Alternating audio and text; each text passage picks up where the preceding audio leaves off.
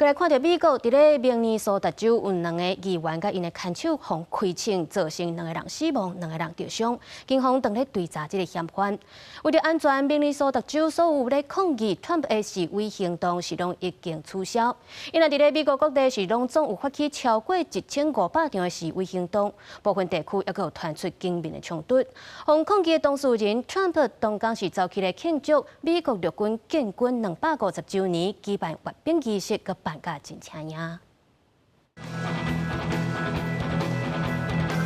今日看台，美国总统川普举只手向经过美国陆军电视武器军人致敬。美当时间10时，发布举行阅兵游行，庆祝陆军建军250周年。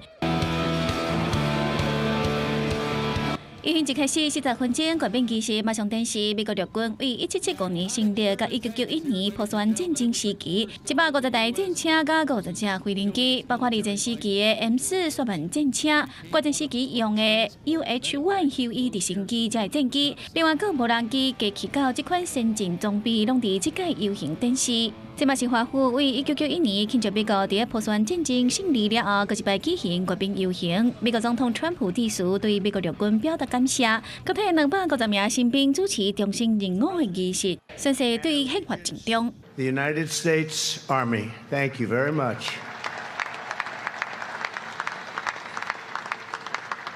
Because the Army keeps us free, you make us strong, and tonight you have made all Americans very proud. 川普致辞时阵讲到，美国陆军伫战场展现无人可比的英勇，完成真侪任务。伫全球常常出现冲突的时，美国敌人若是威胁美国人民，就会面临失败甲灭亡。因为游行这一天拄好是川普49岁生日，伫美国引起真侪争议。同一天，全美国串联超过1500场保王节的活动，伫各地展开，包括洛杉矶、纽约、华盛顿这些所在，让有民众举标语画口号。美国好莱坞演员马克·鲁法洛、格雷泽嘛拢出席纽约的保王节活动。They're trampling on our rights and our laws and our freedoms, making themselves richer with taxpayer dollars and making us less safe with their love of other kings and dictators and the likes of Putin and Netanyahu and Kim Jong-un of the world.